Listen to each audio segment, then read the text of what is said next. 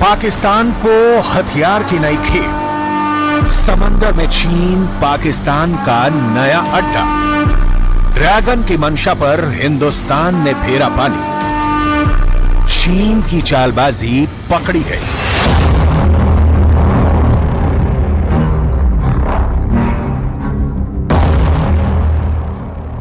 पाकिस्तान की थाली में रोटी नहीं है, सिर पर कर्ज का बोझ बोरे की तरह लदा है।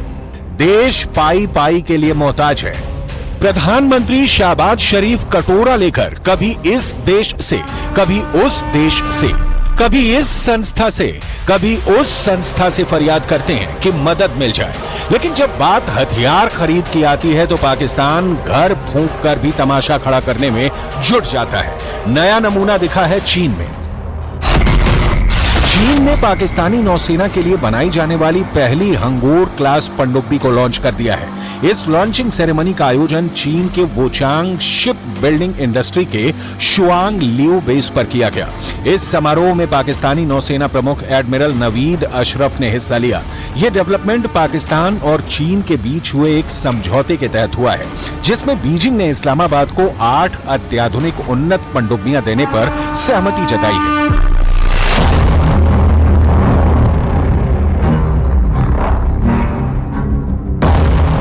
पाकिस्तान की नेवी ताकत चीन क्यों बढ़ा रहा है, यह समझना कोई रॉकेट साइंस नहीं है। पाकिस्तान को चीन की हर मदद के पीछे मकसद क्लियर होता है, हिंदुस्तान के खिलाफ मोर्चाबंदी। वर्षों से चीन यही करता आया है।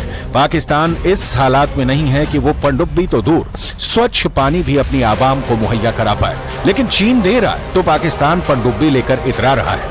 इस पनडुब्बी की डिटेल आपको आगे दिखाएंगे, उसके पहले इस पनडुब्बी वाले समझौते को विस्तार में देख लीजिए। कुल 8 पनडुब्बियों में से 4 का निर्माण चीन में होगा, बाकी 4 का निर्माण पाकिस्तान के Karachi shipyard and engineering works में किया जा रहा है।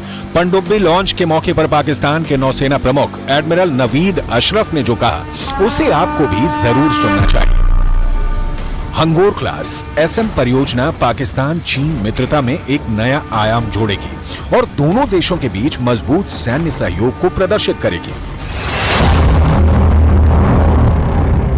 पाकिस्तान के चीन के साथ घनिष्ठ सैनिक संबंध हैं।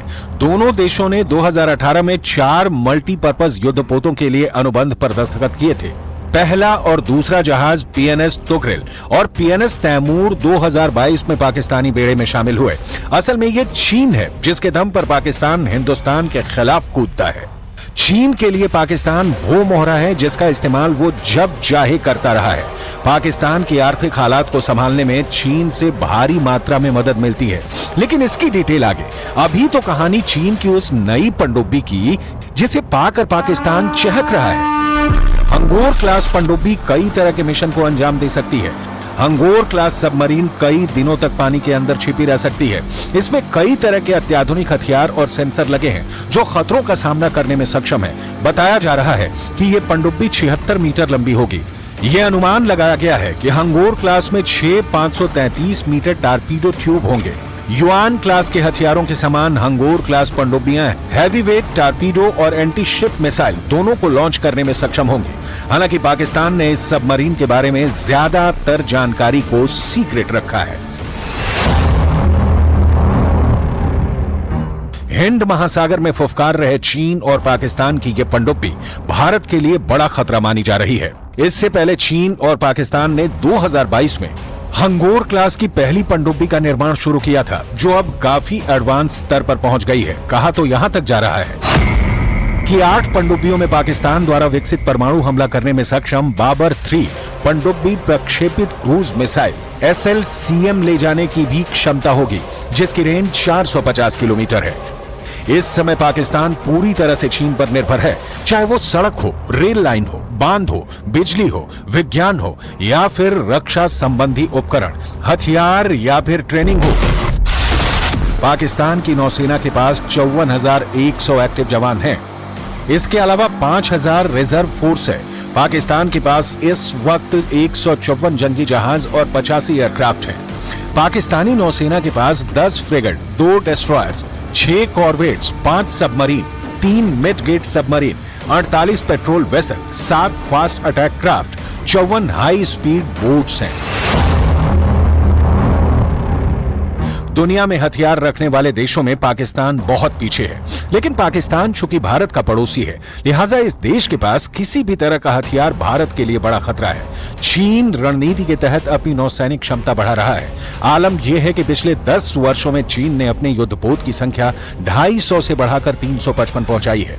चीन आज दुनिया की सबसे बड़ी नौसैनिक शक्ति बन गया है और पाकिस्तान की नौसेना को भी विस्तार दे रहा है।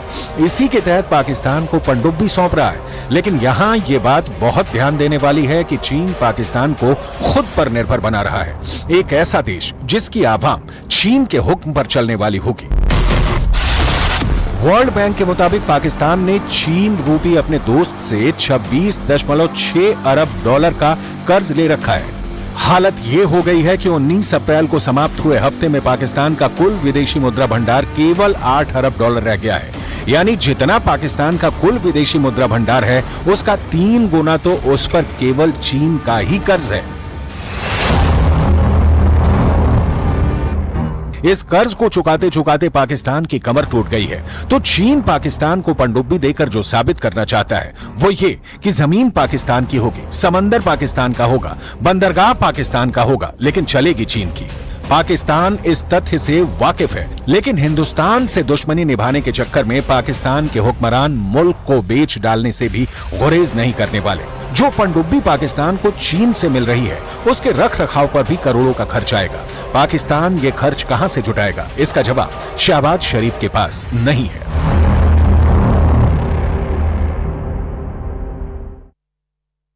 सबसे बड़ी खबर, गाजा के रफा में अब इजराइल वो कर रहा है जिसकी कल्पना अमेरिका तक ने नहीं की थी। अब रफा में 2-2 हजार किलो के बम गिराए जा रहे हैं और हालात ऐसे हैं कि सैकड़ों लाशें देख करके अमेरिका बुरी तरीके से खौफ में है। देखिए।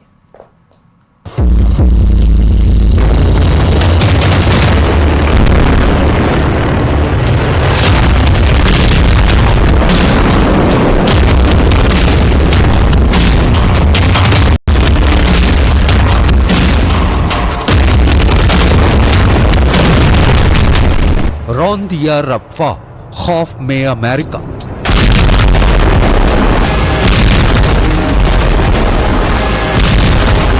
$210 दिन की जंग के बाद ना तो हमास का इजराइल सफाया कर पाया है और ना ही हमास इजराइल के सामने टिक पाया है। लेकिन इसके बावजूद गाजा पट्टी में अब ऐसा गुरेला और खूनी युद्ध शुरू हो चुका है जिसने अमेरिका तक को झकझोर कर रख दिया है। हमास की आखिरी बटालियन को पूरी तरह से मारने के लिए इजराइल ने दक्षिणी गाजा के रफ़ा शहर पर कहर बरपाना शुरू कर दिया। रफ़ा से आ रही रिपोर्ट्स के मुताबिक इजराइल ने रफ़ा को हमास का कब्रिस्तान बनाना शुरू कर दिया है।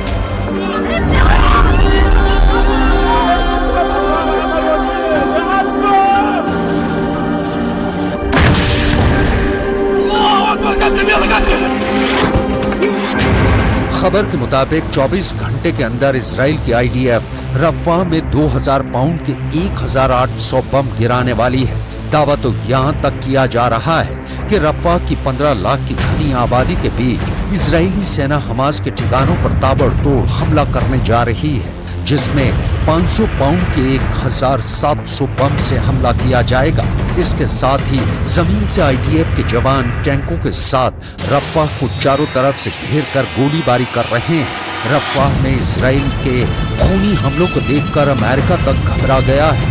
रफ़ा में इजराइल के खूनी हमलों को देखते हुए सबसे बड़ा सवाल यही है, क्या इजराइल रफ़ा में हमास के सफाई को लेकर 15 लाख की आबादी पर भीषण हमले का जोखिम उठा सकता है? אני אלחם בזה בכל כוחותיי. כפי שהחיילים שלנו מאוחדים להגן עלינו בשדה הקרב, אנחנו מאוחדים להגן עליהם בשדה המדיני. יחד נלחם, ובעזרת השם, יחד ननצח। इधर इजरायली सेना हमास के टॉप कमांडर्स को मारना चाहती है, लेकिन दिक्कत ये है कि हमास चीन कतर में छुपा बैठा है, जबकि सिनवार मिस्र से सटे रफ़ा की सुरंगों में आबादी वाले इलाके में छुपा बैठा है। इजराइल इसीलिए बार बार कह रहा है कि रफ़ा में हम ऑपरेशन शुरू कर चुके हैं।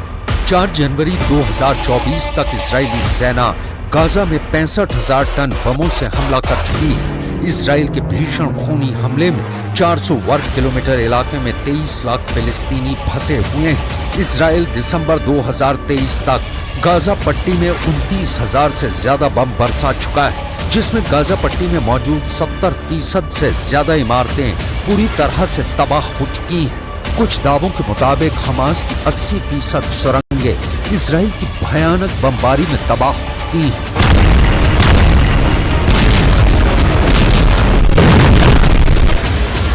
2000 पाउंड का बम भाप बना हमास। इस्राएली सेना ने 6 मई को दक्षिणी गाजा और रफ़ा में भीषण हमले किए थे। दावों के मुताबिक हमास के 20 लड़ाकों पर इतने बड़े बमों से हमला किया गया कि उनकी लाशें बम धमाकों में भाप बनकर उड़ गईं। खबरों के मुताबिक इजरायली सेना ने रफ़ा की अल अबरार मस्जिद पर भी हमला किया है, जहां हमास के कई कमांडर के छिपे होने की पुख्ता जानकारी मिली थी। इधर पूर्वी रफ़ा में मौजूद लाखों फिलिस्तीनियों को ऐसे नोटिस भेजे गए हैं जिनकी वजह से पूर्वी रफ़ा में कोहराम मचना शुरू हो गया है। इजरायली सेना ने हवा से इलाके में पर्चे गिराए हैं और चेतावनी दी है कि जल्द से जल्द पूर्वी रफ़ा खाली कर दें, क्योंकि यहाँ पर इजरायली सेना घातक हमले करने जा रही है। जब से इजराइल के इस ताज़े हमले के बारे में अमेरिका को भनक लगी, तब से इजराइल और अमेरिका के बीच तनातनी शुरू हो गई। अमेरिका का साफ कहना है कि अगर इजराइल रफ़ा में भारी बमों से हमला करेगा तो हमास के लड़ाकों के साथ साथ हजारों फिलिस्तीनी मारे जाएंगे, और अगर ऐसा होता है तो अमेरिका को दुनिया के सामने जवाब देना मुश्किल हो जाएगा। लेकिन प्रधानमंत्री नेतन्याहू ने साफ कह दिया है कि अब इजरायली सेना को रफ़ा में भीषण हमला करने से दुनिया की कोई ताकत नहीं रोक पाएगी। ואני מברך על כך שממשל ביידן העביר שלשום שזו עדיין גם עמדתו. ואני מבקש להעביר דבר נוסף. ישראל היא לא זו שמונעת עסקה. חמאס מונע עסקה. דרישותיו הקיצוניות נועדו להביא להפסקת המלחמה והשארתו על כנו. זאת אומרת להבטיח את הישרדותו, את שיקומו. अब देखना होगा रफ़ा में इजरायली हमले को रोकने के लिए हमास के साथ साथ दुनिया क्या कदम उठाती है, क्योंकि ये तो तय है कि इजराइल का भीषण हमला रफ़ा में लाशों का अंबार लगा देगा। और चलिए रुक करते अगली खबर की ओर। पाकिस्तान में एक बार फिर तख्तापलट की हलचल तेज है। मार्च महीने में प्रधानमंत्री पद की शपथ लेने वाले शहबाज शरीफ की जगह इमरान खान की वापसी का हल्ला मचा हुआ है। इमरान खान की पार्टी के नेताओं ने खुलेआम ऐलान करना शुरू कर दिया है कि आर्मी चीफ आसिम मुनीर और इमरान खान में बड़ी डील हो चुकी है। कहा यह जा रहा है कि इस डील में मौलाना डीजल के नाम से कुख्यात फजलुर रहमान ने अहम किरदार निभाया है। देखिए,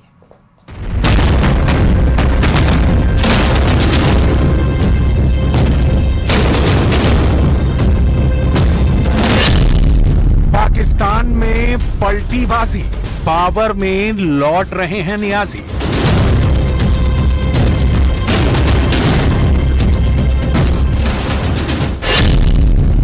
शहबाज के सिर पर मुनीर ने लटका दी 2 धारी शमशीर।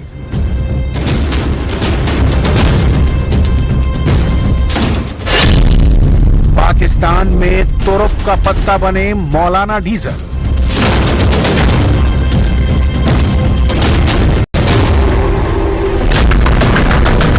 इस्लामाबाद का तख्त फिर से डोल रहा है। कठपुतलियों में फेरबदल की तैयारी है। प्रधानमंत्री पद पर नई ताजपोशी की जबरदस्त हलचल है। शहबाज शरीफ की विदाई और इमरान खान की सत्ता में वापसी के चर्चे रावलपिंडी से इस्लामाबाद तक हिलोरे मार रहे हैं। ऐलान तो यहां तक हो रहा है कि जेल में बंद इमरान खान ने आर्मी चीफ आसिफ मुनीर से बड़ी डील डन की है। डील के तहत उन्हें फिर से पपेट पीएम की पदवी मिलेगी, मगर कुछ शर्तों के साथ। जाहिर है ऐसे में मौजूदा पीएम शहबाज शरीफ की शामत आएगी। लेकिन अचानक ही सारा पासा पलट कैसे गया? पाकिस्तान की हुकूमत की चूलें क्यों हिल गईं? किसने की इमरान खान की सेना से सेटिंग? क्या बुशरा बीवी के एजेंट्स ने मिशन पॉसिबल बनाया, या फिर डीजल मौलाना ने शरीफ ब्रदर्स को गच्चा दिया? हकीकत हैरत अंगेज है, मगर जो खिचड़ी पड़ोसी मुल्क में पक रही है उसने नवाज शरीफ और भुट्टो खानदान का जायका बिगाड़ दिया है, क्योंकि इमरान की जेल से रिहाई और पीएम की पावर में आना पाकिस्तान में बड़े कत्लेआम का सीधा सिग्नल है। सबसे पहले सुनिए कभी पाकिस्तान के विज्ञान मंत्री रहे फवाद चौधरी क्या कह रहे हैं। डील जो है वो आउट ऑफ क्वेश्चन है। कोई भी अगर इमरान खान आज डील करते हैं एस्टैब्लिशमेंट से या तो वो तो शहबाज शरीफ बन जाएंगे। आज आप देखें ना शहबाज शरीफ की क्या हैसियत है। और चलिए फिलहाल इस बुलेटिन में इतना ही। बाकी खबरों के लिए आप देखते रहिए न्यूज़ 18 राजस्थान और चलते